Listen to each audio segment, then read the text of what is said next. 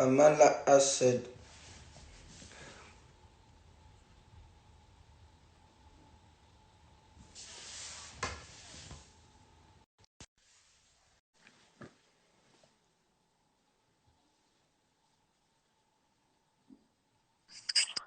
What's up? "Hey, Fab, What's up, big man? You alright? I'm good, man. How are you, big bro?" Yeah, I'm okay. Can't complain. It's just taking day by day as it come, really. So see what's Yeah. happening with everybody else. How's What's up how's with you, how's man? how's quarantine and that been for you? How's it been treating you? Bro, I just want the kids to go back to school now. To be honest, like, I've done all the activity you can ask for. I've done all the cycling and whatever it is, man. We've done everything. So yeah, but I said it's been good to be fair. Also, Mm. we spend time with them as well. Yeah, no, of course. My oldest one is 12 now. Will be Yeah. 12 this year. So I get to see more, and then it's changing a bit more now. So, but yeah, it's been good. It's been good. How's Yeah. the kids and how's the missus and how's everyone? How's the family? Now the family's good. You know, I've got three boys. So my oldest one. So you know, it's yeah. I said my kids are all good, and the good lady, she's alright. You know. Okay, no, that's good. That's good. That's good. Yeah, man. This is just obviously I ain't spoken to you since we first started speaking. I've just been Yeah. waiting for this moment.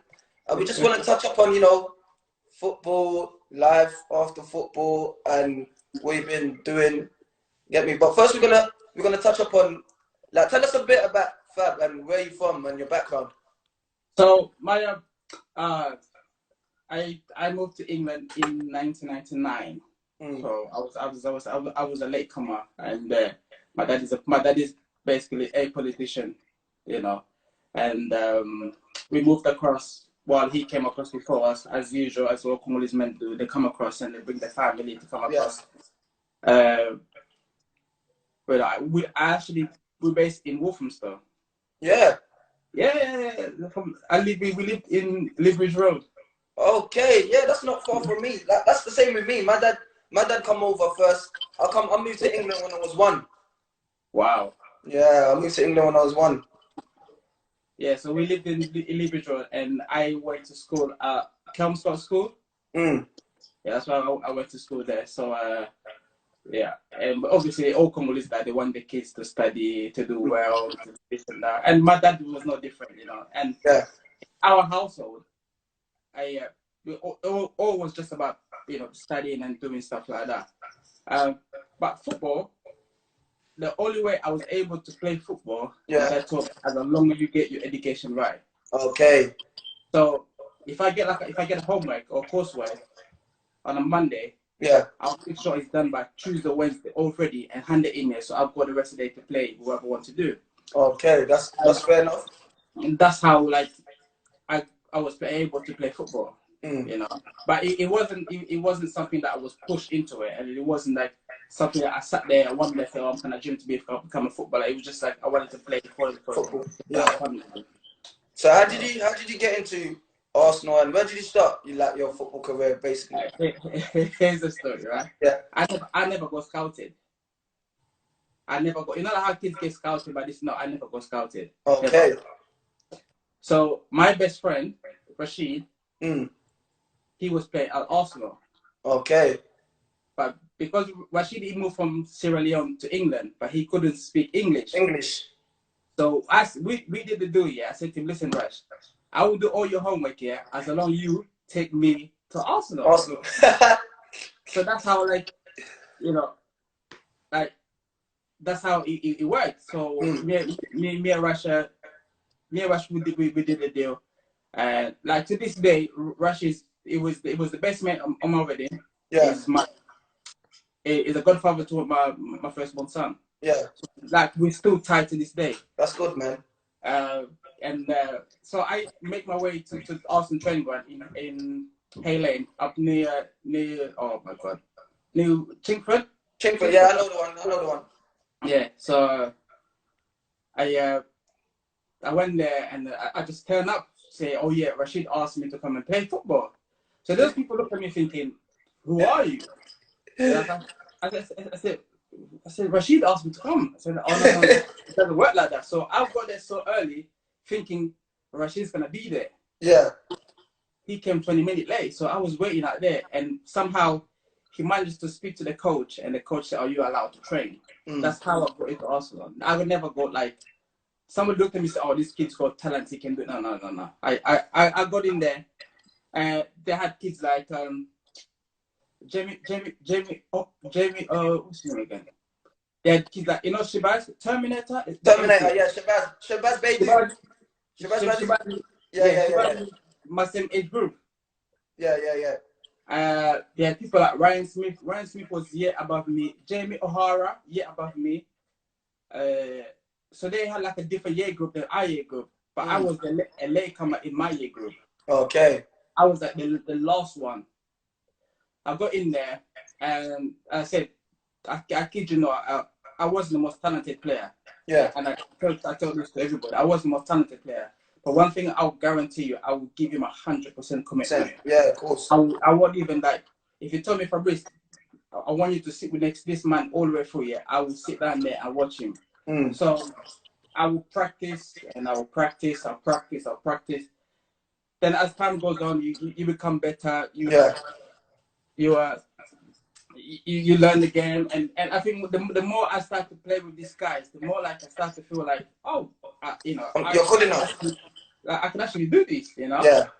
But there's always there's always a side where my dad said, Fabrice, listen, I still want you to be educated. You know, I still want you to get GCSE. I still want you to do that. But I was fortunate enough that my dad's friends, his name is Uncle Paul, he's based in Walthamstow. Yeah. He is a university teacher. Okay. So what he used to do with me is like, you know, we'll play, but every Sunday I'll spend all my evening, all my Sunday at his house and doing maths. Maths, that's good, man. But I'm telling you, this man drilled me maths, yeah, from 12 in the afternoon to 10 in the evening. Like, that's maths. So by the time I was in year 10, I did my GCSE already. So I got that out of the way. By the time I got to year 11, I did my GCSE and my A-level. Wow. And but this is because I had somebody to drill me to do it. Otherwise, if I didn't have somebody, it was difficult, you know. And you know, when we got to the time where they have to tell us if you go YTS and whatever. So I went in there, me and my dad. My dad just thought YTS was just that, oh, you can go and play football every single day now. Yeah. He didn't know the detail of it all. So we went in there. The guy that took me in, Rashid, right? Yeah. He went in before me. So he went in there. They told him he's not going to get YTS. So bear that in mind. He's the most. Anybody that was Arsenal will tell you he's the most talented kid at that training ground. Yeah. And talent is not even a joke. He is the most talented kid I've seen. He went in there and Liam Brady told him, you know what? He's not for us. So in my head, I'm thinking, this guy that brought me here, there's no chance they're gonna keep me. No, there's no chance. So I went in there, my dad. I'm just like, boy. And this guy is talking and said, oh yeah, Mr. Muamba, I like your son. He's very, you know, he wants to do well, such and such. We want to offer him YTS. I was like, oh, okay. My dad, as African parents, said, what does that mean? It means like he would get paid to play football. I said, okay. How about my dad always wanted to know my schoolwork. How about his schoolwork? So no, he'll be studying twice a week and stuff like that. And that's how I got into the whole Arsenal stuff. And when I finished school, I started going in like full time. Yeah. So it was good experience, you know, good experience. I mean, I've enjoyed the journey. No, it's nice to hear, man. Like even like I just want to touch up on it. Growing up, coming through the ranks, like you must have had like who was it in your come through like you said, Ryan Smith. Like, I remember players Luther Lee, Larson, Bentley. So we had a very good group, but there was two teams that gave us a good test. There was Charlton. Charlton always produced good players, and I mean Charlton always had good players. They had guys like Mal Weston, James Walker. They had a very good group of team. And you had Southampton. I telling you, and that was another team where you're thinking, wow, this is a whole different group.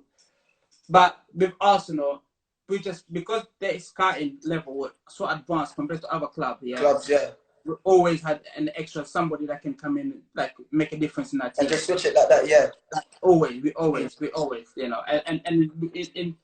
I remember in our first year, we had like, you know, Nicholas come in, you know, Arturo Lupoli, Seb Larsson, and you know, Cesc trained with us. When Cesc trained for Arsenal, he trained with the youth team for 1 day.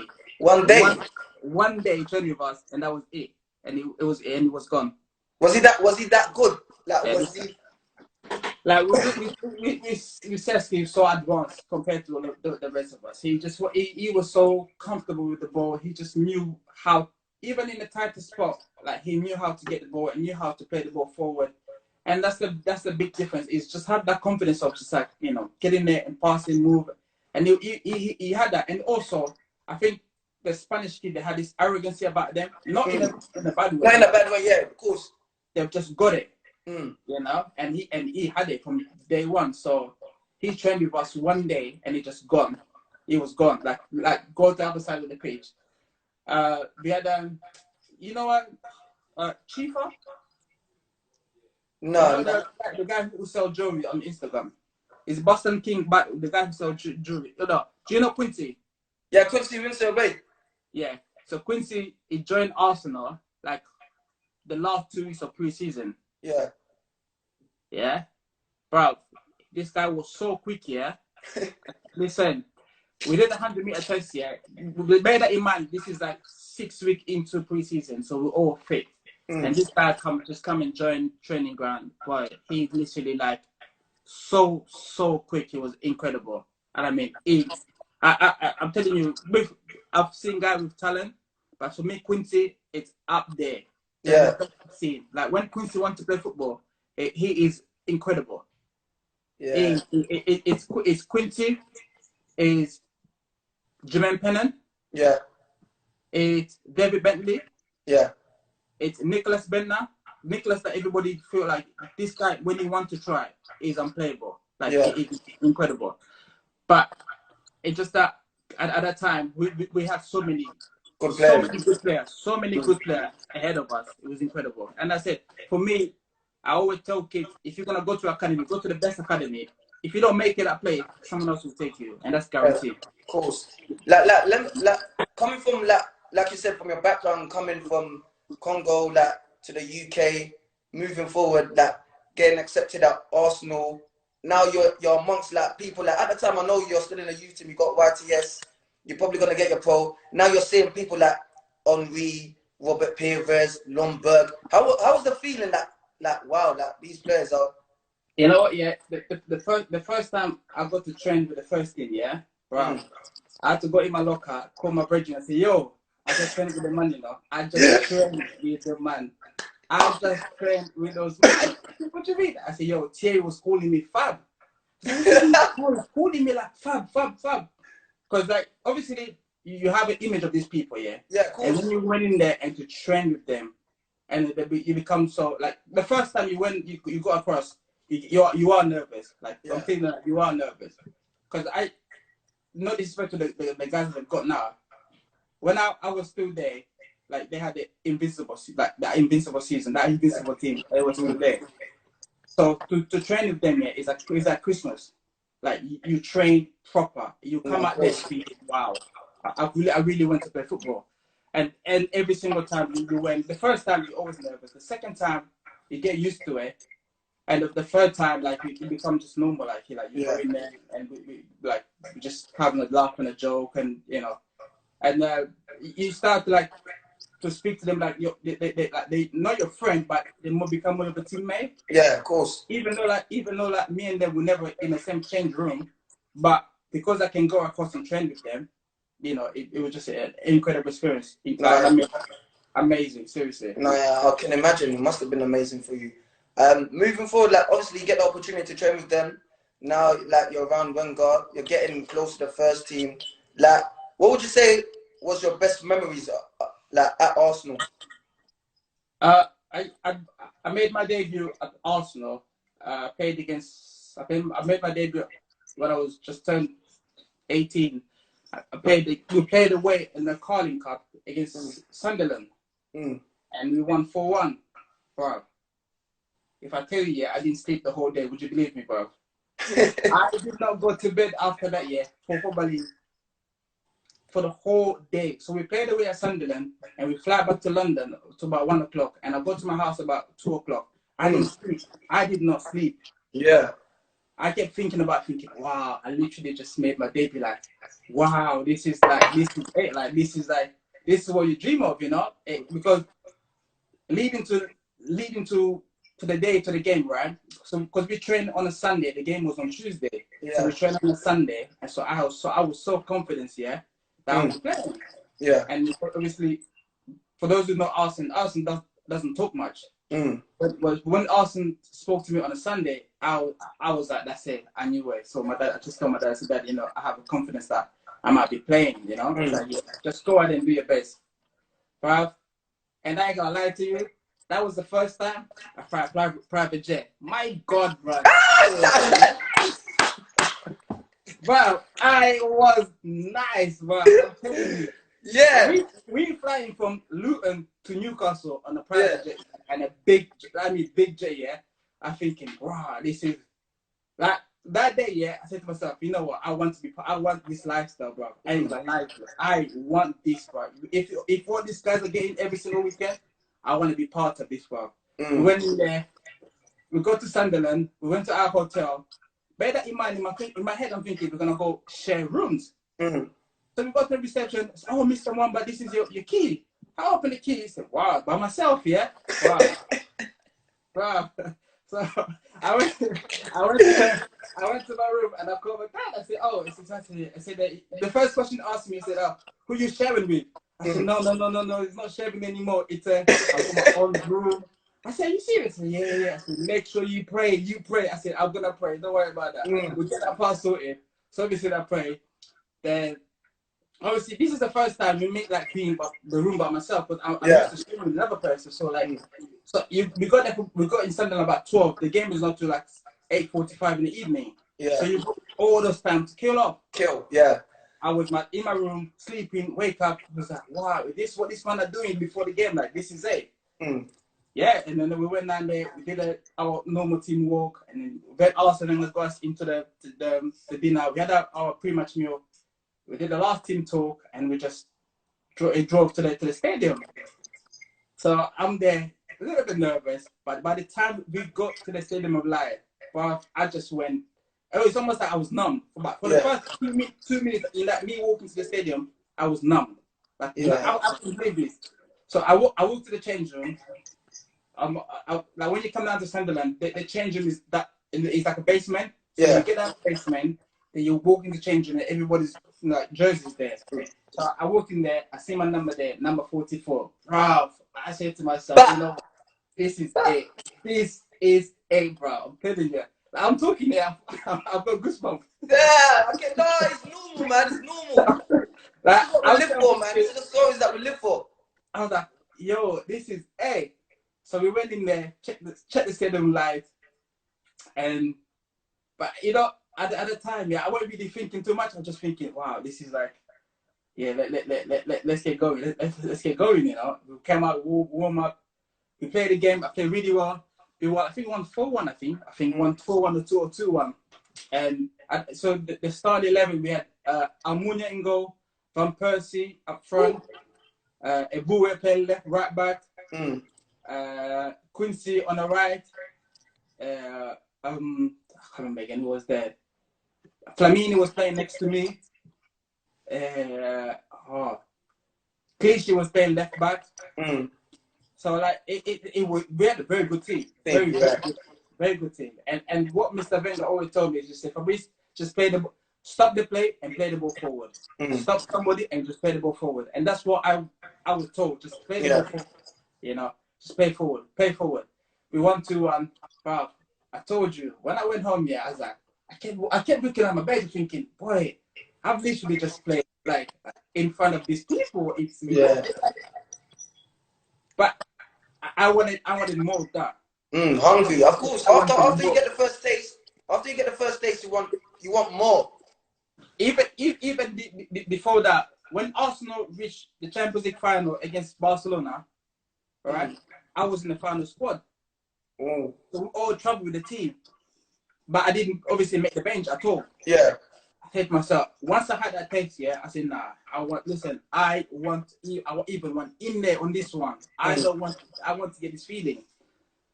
And then the second, when we go to the second round, now we have to play a hybrid. Yeah. Bro, I had about 50 tickets. 50 tickets, bro. 50 tickets.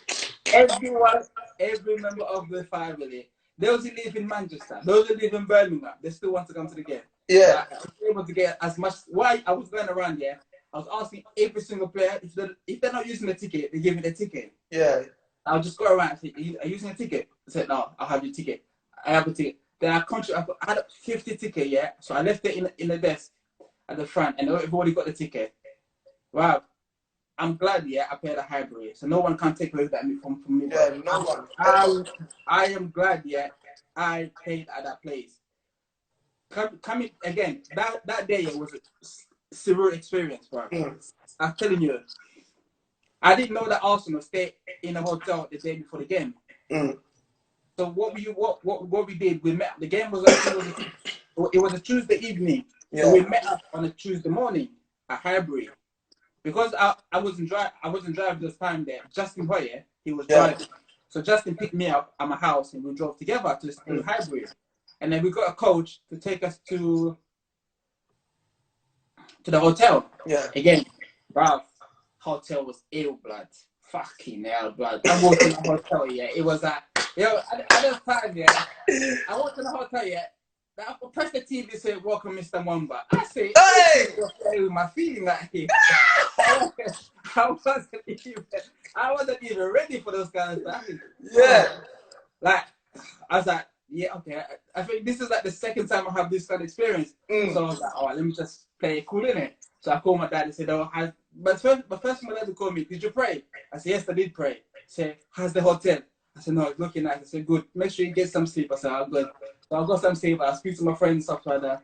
But this time around, I was more controlled with it all. But at the same time, excited. And so yeah, of course. Obviously, went downstairs for our normal usual walk, and then we come down, had a pre-match meal, and we drove to Highbury. Once we got to Highbury, bro, anybody who played Arsenal before they went to Emirates, yeah, you always wanted to do the Highbury walk where the bus stop outside the steps, yeah, and then you just have to walk. So when you walk in, they find a clap in your hands. Bro, I'm telling you, I had my wash back in my hand, pretend like I know it all, play it all, and then I'm coming out there. Say, wow, this is like. We're going there. We're playing Reading this time, and again, we end up winning 2-1. Listen, amazing experience. I'll tell you this, man. I sit down and thinking, wow, I literally like. But at that time, I was still on YTS wages. Yeah. Not even on pro. YTS wages, yeah. So after the game, 2 days later, we went back training. Liam Brady, who's our academy coach, asked me. I said to me, we're gonna offer you a pro contract. Okay, it's cool, no problem. He said to me, "I'll give you £700 a week." What's that? You know what? I went from £110 a week, to £700 a week this time. I think, you know what? It's a good deal. So I signed that. Hindsight, I wish I had somebody go in there with me. Yeah, of course. To speak for me. But because I was so excited to get the contract, and remember, I didn't even think I was in that level, you know. But come pre-season, I was so determined to do more. And this time, Birmingham City just got relegated. Yeah. So my agent said to me, "Fabrice, listen, there's 2 things gonna happen. You either stay here, or you go on loan and play some proper men football. I was like, but you know, even before that, me and Terry we tied. Like me and Terry we tied. Yeah. So I'll speak to him. I said, listen, T, this is what's going on here. What do you think? He said, Fabrice, like if I was you, if Arsenal can't guarantee anything, you might as well just move on and go and do something different. Yeah. I was like, all right, cool, I appreciate that. But to be fair as well, when I was there, they had Edu, Gilberto Silva, Cesc, Flamini, Tom, and there's me. So there's about 5-6 guys ahead in front of you. Yeah. I was like, it made sense for me to move to Birmingham. And for me to go on alone, yeah, it was arguably the best decision ever. Yeah. The best decision ever. And I say to any young player, if you have a chance to go play men's football in a good club, don't even think about it twice. Just go. Just go, because you will, like, you what you learn from there, it will be different. And again, I went to Birmingham, right? Yeah. I'm not sure if you've been to Birmingham. I stayed in Malmaison. Malmaison. Yeah. I stayed there for 3 months, bro, because I couldn't find a place to live. I couldn't find an apartment. Then, when I joined Birmingham, 2 weeks later, Birmingham signed Nicholas Bentner and Seb Larsson. Yeah. So happy days. So I had 3 of my boys there. So I was like, all right, this is it. Like, and again, at that age, yeah, that's when I started to feel like some kind of freedom. So you start to discover things. So you decide the nightlife scene. You start checking chicks. Like, okay, this is how like things works and stuff like that. And like my first 3 months in Birmingham, I only played 3 games. Yeah. And I was vexed. And I mean, I was vexed. Yeah, I was vexed. I went to see Steve Bruce here. I said, why did you bring me here? Why? Yeah. He said to me, Fabrice, just be patient, and you get your chance, you play. Bear that in mind, right? When I signed on for Birmingham, right, I went from £700 a week. So Birmingham would say they would give me extra £300, so we'll make my wages a grand a week, yeah, no, a grand a month, yeah. And what they will do, they'll pay for my apartment apartment. But I wasn't driving, so the only person that was driving in that group was Seb Larsson. I was fortunate that me and Seb and Nicholas, we live in the same cul-de-sac. Yeah. So like Nicholas would do stripper in his yard. I was wow. I was, but Nicholas was playing. I wasn't playing. So I'm you might as well enjoy it, but I'm not even playing. The level of peace I was here, you don't understand. I'm thinking, I'm going training, I'm working my ass off. I'm thinking, why this man's not playing me? Why this guy's not playing me? We were supposed to play West Brom as a derby game, and leading to the game, one of the midfielders got injured. So Steve Bruce come to me and said, are you ready? I said, like, let me know when you're ready. And I said, yeah, I'm ready. I said, good. So make sure you're ready for Saturday. Because I was so frustrated, angry. Steve named me on a starting 11, and I can see Nicholas can see me. He said, Fabrice, just control your emotions. Say, I'll try. The game started. You know, Jonathan Green, the guy who played for West Brom, the one hairband and the long hair. Yeah. Right, first minute, the ball just come towards him. I didn't even look at him, bro. I just went boom, and I went for the ankle, bro. I just went boom. You go. Then I feel like I say, you know what? I can do this, because I was nervous. To play amongst men like men. I was so nervous. I was. Then I feel like I say, you know what? I can actually do this, bro. We played the game. I played so well. We end up winning 2-0. I got man of the match. After the game, people said, "Oh, you like that?" I said, "Yeah, I like that." I said, "Okay, then just make sure you do the right thing." But what Steve Bruce, I always said to him, and I see him after all this. I said to him, what Steve Bruce really did that like I've got respect for him. He played me, but he looked after my body. So he didn't play me every single week. Yeah.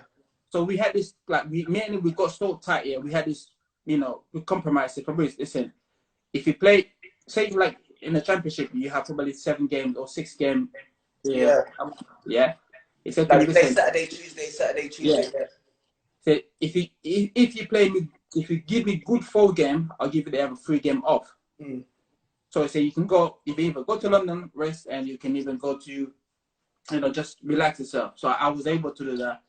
People is like is a good guy, regardless what anybody say. He's like top guy. We end up getting promoted at the end of the season, and again, football is it's funny word. The next round about April, we had Andy Cole join Birmingham on loan. Yeah. Bro, the first time I saw this guy, yeah, I was starstruck. I couldn't even talk, bro. Like Andy Cole was sitting next to me, bro. Big Andy Cole. Last time I was watching you, I was in Africa, blood. Now you're next to me, like you and I next to each other. I was there thinking, wow, Andy Cole, Andy Cole, Coley, Andy. But he helps me even now. Like he helps me so much. Like you don't understand. This guy, like, he will tell me, Fabrice, do this, make sure you do this. And at the end of my loan season at Birmingham, I went to meet Arsene. So Arsene said to me, listen, Fabrice, I cannot guarantee, you to be in the first team. But if you want to go, I can understand. I don't have any harm towards you, anything like that. Just make sure you do the right thing. At the time, I had Birmingham on my case, and I had Reading. They just got promoted to the Premier League as well. Yeah. And I ended up going to Birmingham, I think because they sorted out my dad's brand envelope. Yeah. Anyway, so they gave me something. And they took my wages I went from here, whoop, right over there. And I mean, like, right over there. Seriously. So I spent a year in Birmingham, 2 years in Birmingham. My second year in Birmingham, when we played in the Premier League. Yeah. I always remember my first Premier League game, bro. I remember my first Premier League wages, bro. Yeah. You keep hearing about those numbers, yeah. You keep hearing about those numbers, yeah. So when you see it yourself, yeah, we usually get paid the first of every month, bro. Yeah. Bro, I waited to midnight. I waited to midnight, yeah. I drove around the corner I drove from my house to the nearest cash point. Yeah. I waited midnight, yeah. Boom. I went there, put in a card, I put my pin, I saw the number.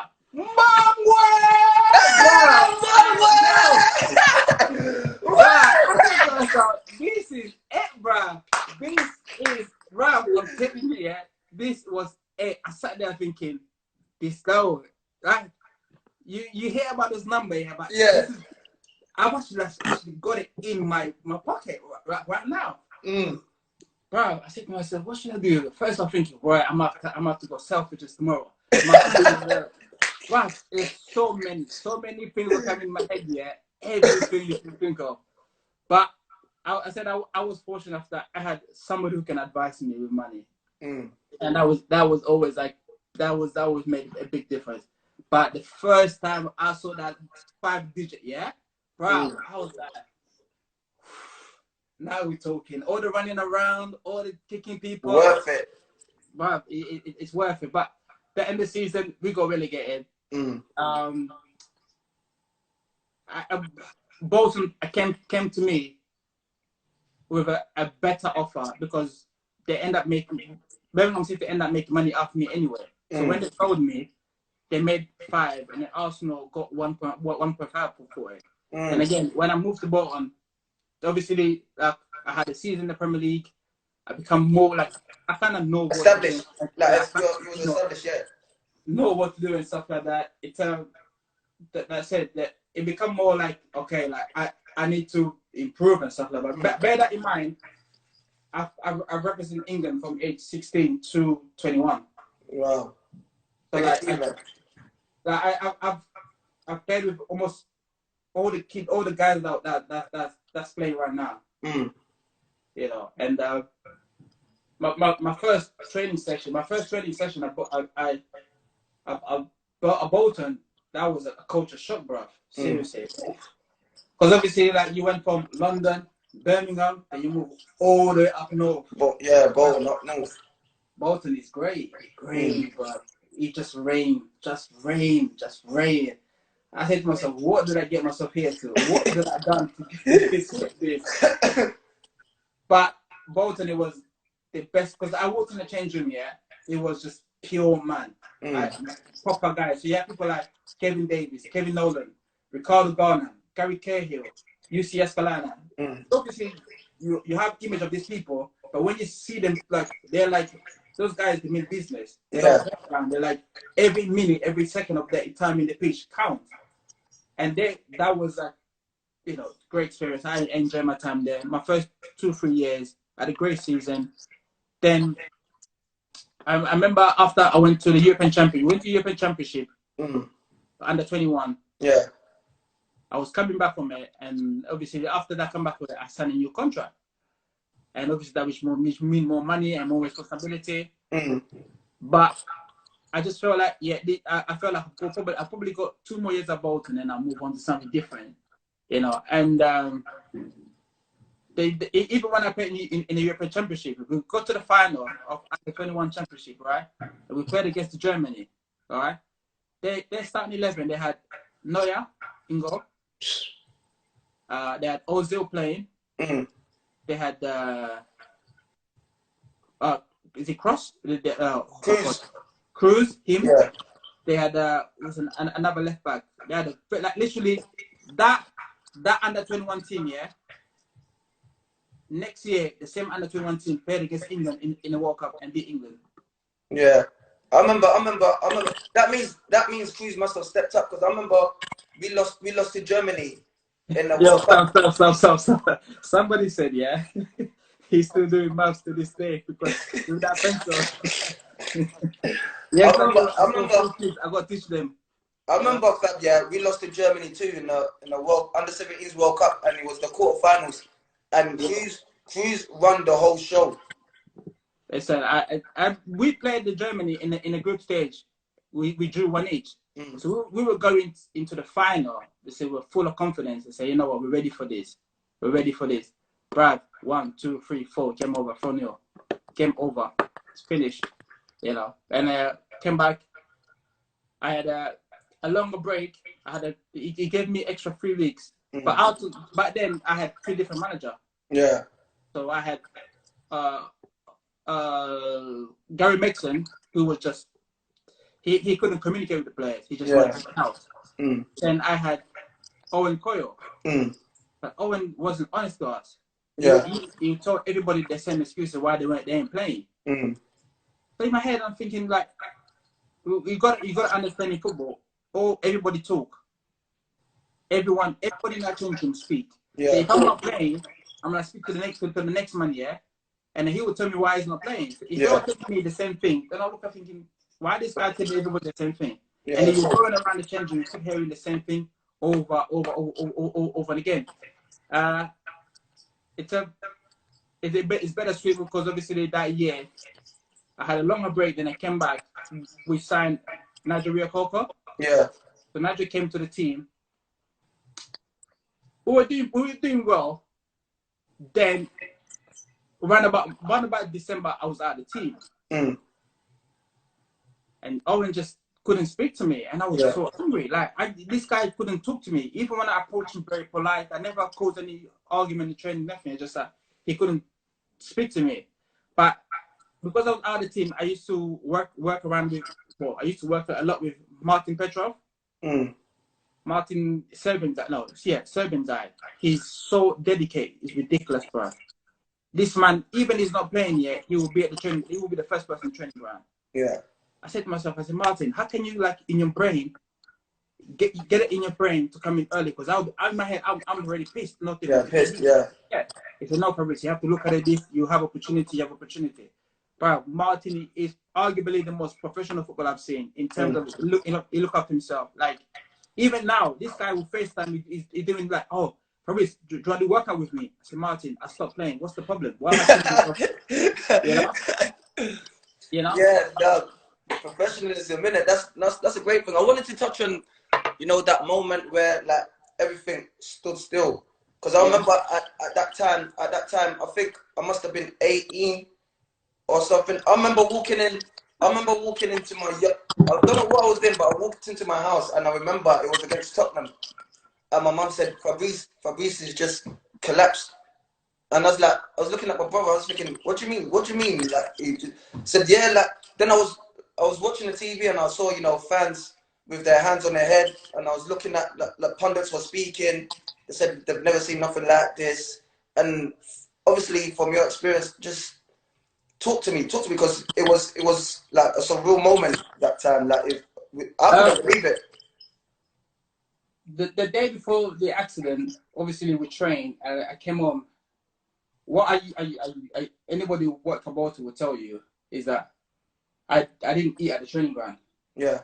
Because my wife can cook, so I just ate my wife's food. So I came home, I come to get my food and to meet the boys at the train station, because the way we travel, we'll probably meet at the station and then we'll travel straight to London.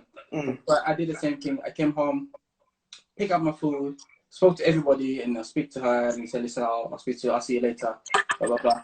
I went to the station and we met our way to London. Again, I had no issue at all, no symptom, no issue whatsoever. Fine.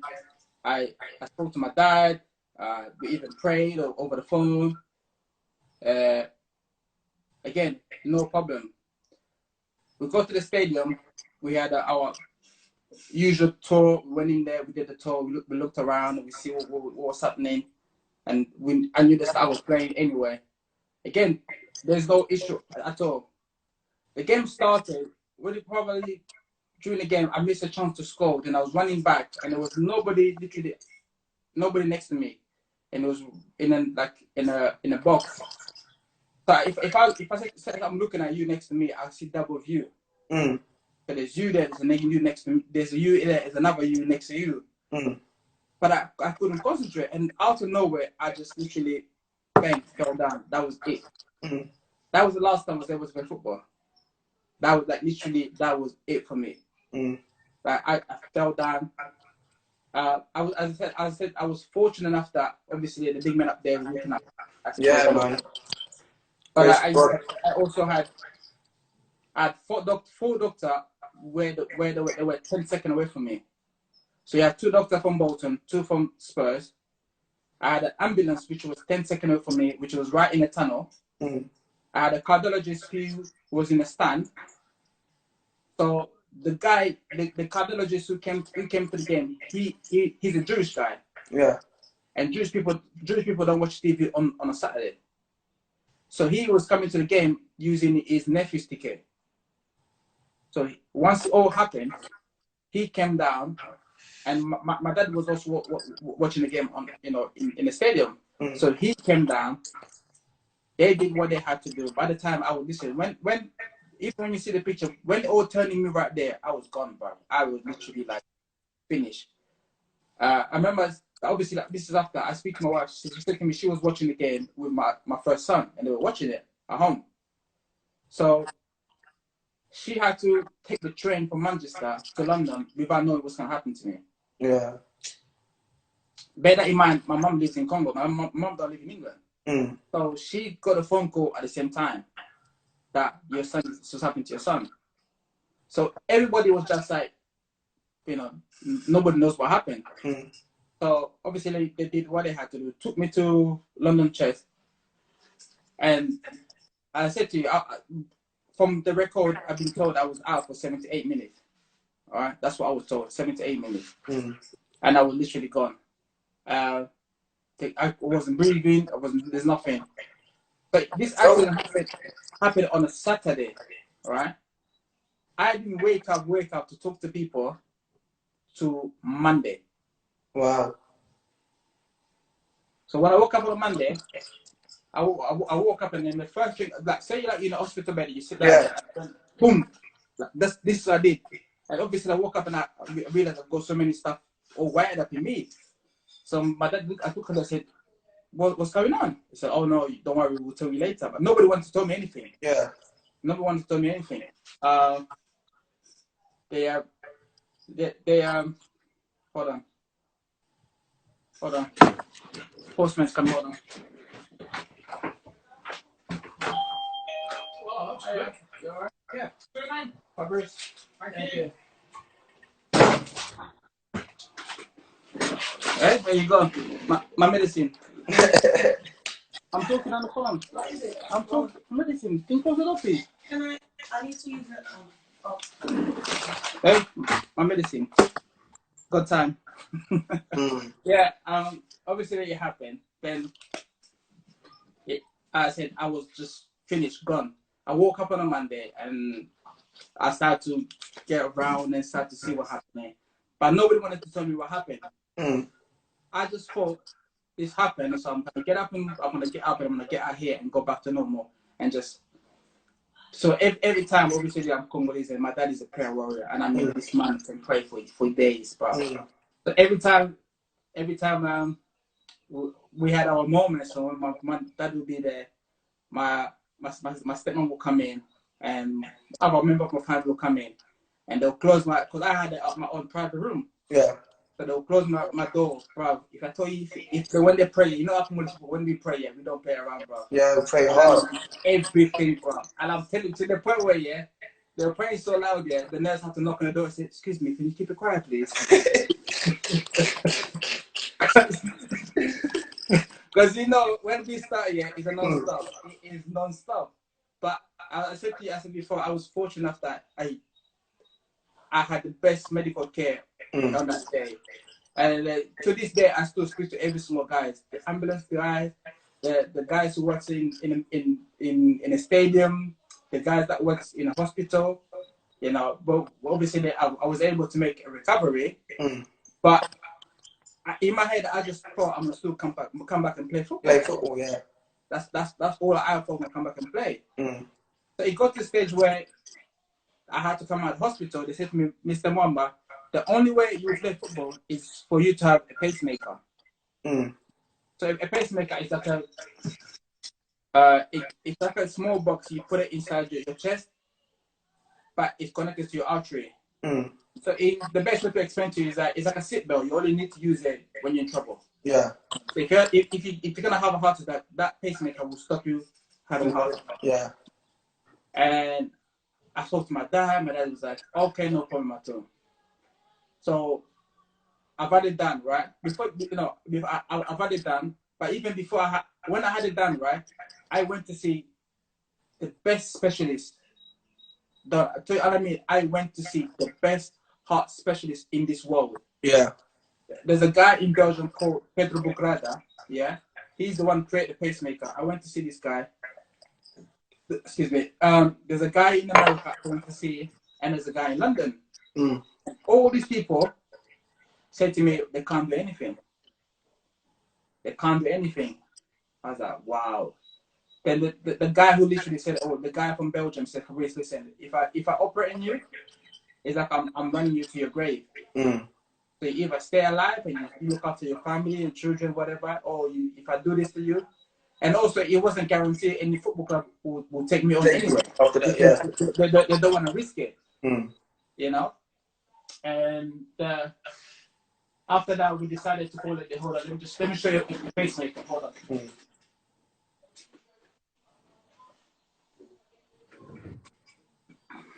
So this, you see them? Yeah. So this is a pacemaker, right? So this is right on the top of my chest. And you see the free thing at the top here? Yeah. So there's wire in there connected to my artery. Okay. So this thing I've got in my chest, it will stop me if I want to have another accident. So it will shock me. You know? And from there, I was able to make a decision but to be told that you will retire, yeah, but I cried for 3 days. No, I can imagine that. It must have been hard to take. I cried. I couldn't stop crying. I said, ask myself, why? Why does that happen to me? But why that? But I think I made the best. Yes, I miss football, but I think it was the best decision. Yeah, of course, man. And Fab, like, just by you telling your story, like, it's crazy, man. This God we serve, man, is amazing, because you know, it could have been a different story, but you're alive today. You got beautiful kids. You got your wife there. You got a nice house. Listen, I said I've. Do I miss football? Yes, to an extent. Yeah. But I still, you know, if we talk reality, it could have been a lot worse than this. Yeah, of course, of course. It could have been a whole lot worse than this. My health is my priority. You know, I'm able to live again. I have 3 beautiful kids. You know, I enjoy my life. So there's nothing more I can ask and wish for. You know, I've played the game. Yes, I would like to play football to whatever age, but there's nothing I can do about it. My health is my priority. So yeah, so obviously I had to retire. And at that time, my missus was my fiance. So I said to her, listen, what I decided to do, I said, we'll get married and we'll go to Congo. And that was my first time. We got married. Then me going to Congo was my first time in Congo for a long time.